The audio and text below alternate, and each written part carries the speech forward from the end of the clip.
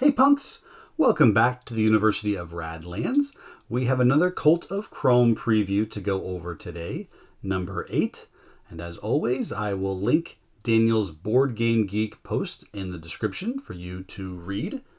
It's a good one, as always. So let's talk about today's card.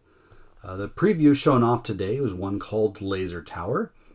It gives you 2 cards to start the game with at the beginning of the game in your starting hand.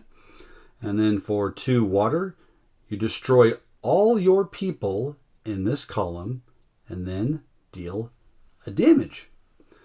So essentially how that card works, if you had Laser Tower here, this is the column. If you had 1 person or 2 people or no people, when you activate this, you would destroy whatever's in this column on your side, and then you'd get to deal a damage.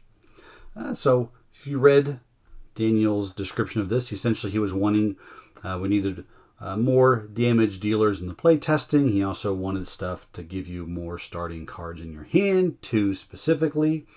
So we needed essentially a rail gun that had a little bit of a drawback. So let's see what synergies that we have with it in the base game. I had a few things that I kind of came up with and thought about here. So like Laser Tower says, it's going to destroy all your people and then deal a damage. So I think it pairs really well with camps that are already going to destroy your people, but actually give you an additional benefit out of that. So, Octagon destroys one of their people. Labor Camp allows you to do a restore. Mulcher gives you a card. Blood Bank gives you a water. And Catapult lets you damage any card on their side. All of these involve destroying your own person. So if you have to destroy somebody anyway, you might as well get an additional benefit. Maybe kind of clear the way out of the column here and then deal your damage with Laser Tower. So you'd activate one of these first, fully resolve it, and then activate Laser Tower. Another camp that I thought synergized really well with Laser Tower was Parachute Base. So what this camp does is you can play a person, pay for them, pay for their ability, use their ability, and you bring them into play damaged. Well, you can bring them into play in front of Laser Tower, and since they're already damaged, if you decide to destroy them, who cares? You got to use their ability.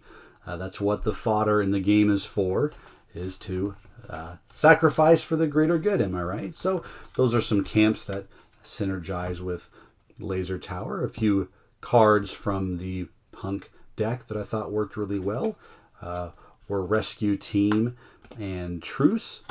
Just ways to get cards out of that column and back into your hand. So obviously Truce picks up your whole side and their whole side, and then you could Laser Tower, not destroy any of your people because there's nothing there, and all their camps are fair game at that point.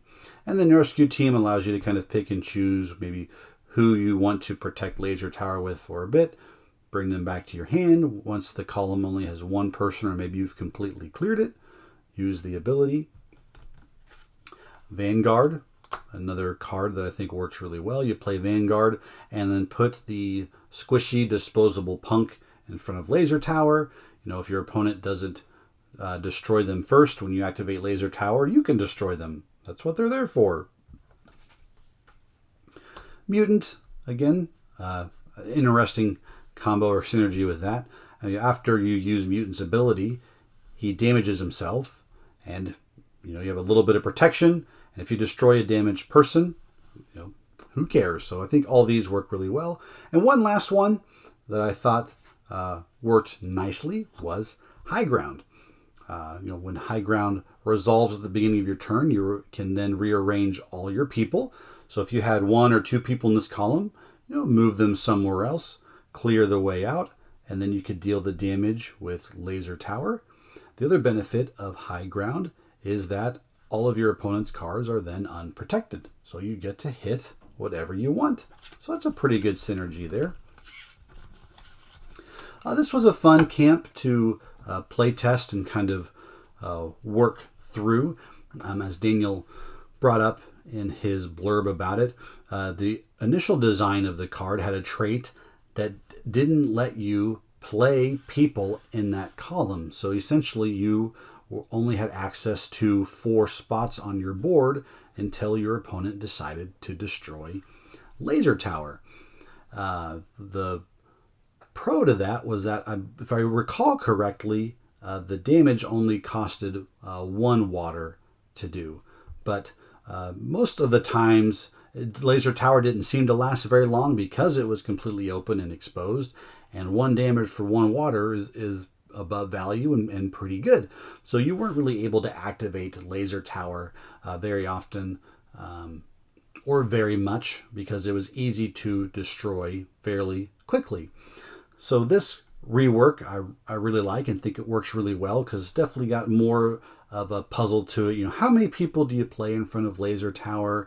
Do you just destroy them all anyway? Do you try to move them out of the way? Do you not protect Laser Tower and decide just to focus on the other 4 spots and just for 2 water deal a damage? And then as the opponent, are you really worried about focusing on Laser Tower too much, because it is just a regular cost for the damage? So a little more interaction with how it turned out here, and I definitely think it's much better for it. So punks, what do you think? Comment down below. Did I miss anything that you think synergizes or combos really well with Laser Tower? Maybe some of the newer camps that have been previewed and discussed already. I want to hear about it. Let me know. And as always, stay thirsty, punks.